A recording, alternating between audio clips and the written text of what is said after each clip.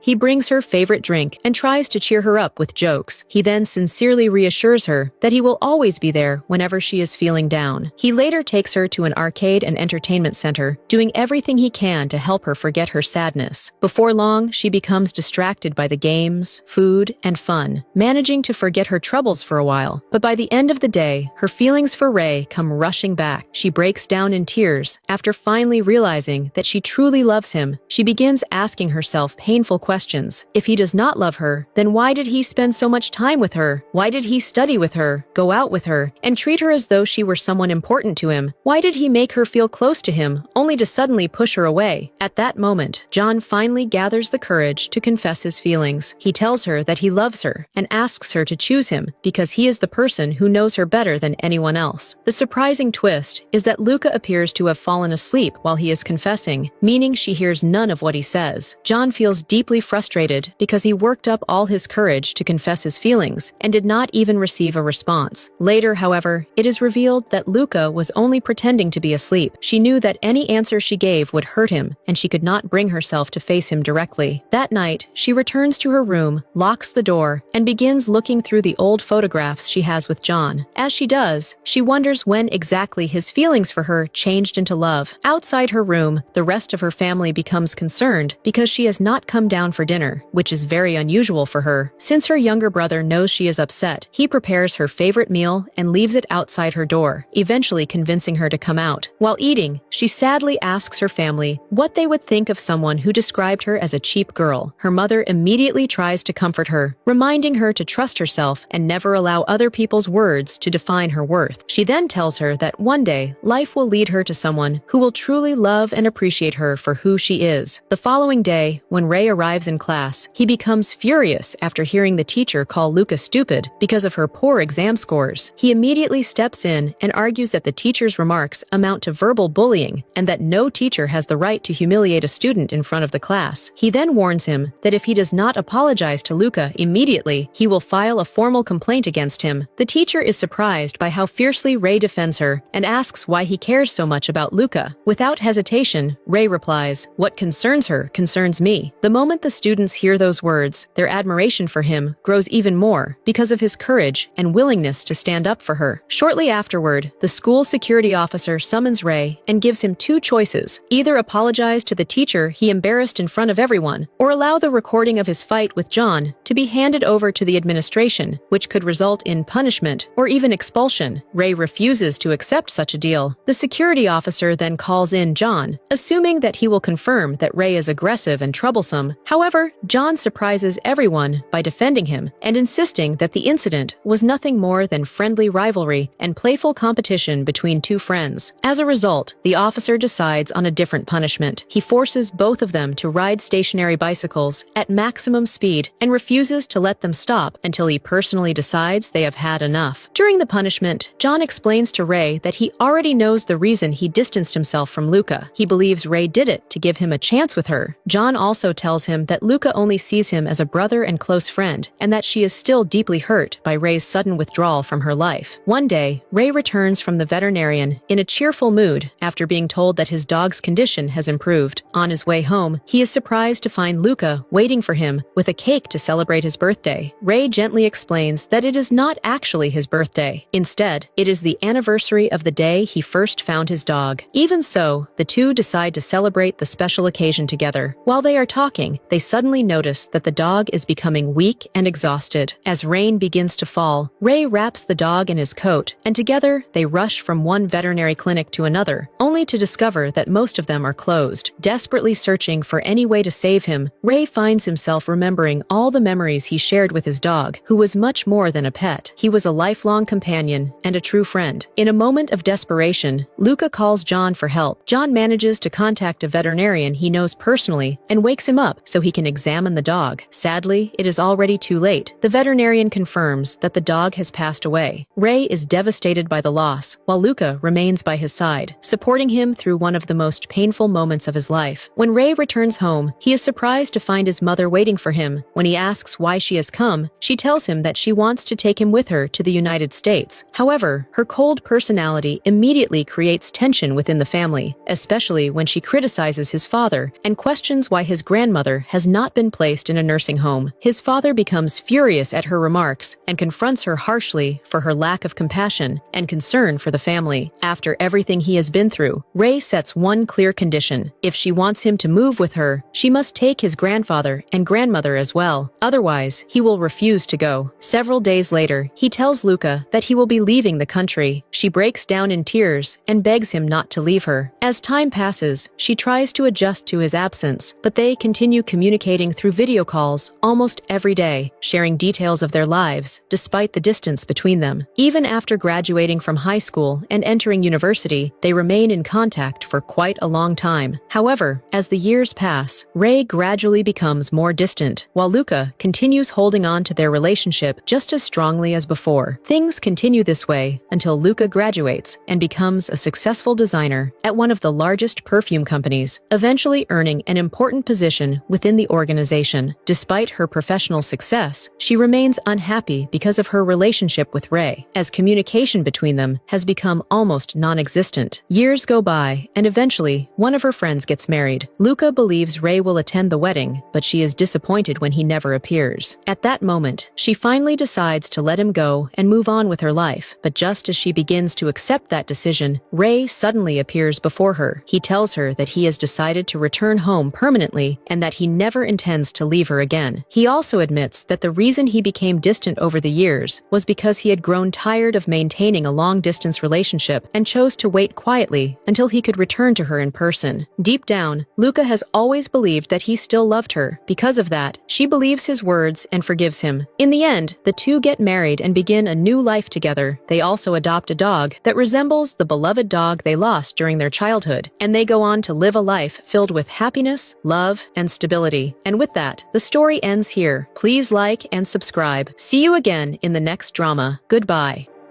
Our series begins with Gina, a girl who is famous at school for her beauty and talent, which makes all the boys admire her. Gina is also training at a company because she dreams of becoming a famous idol. She's known for all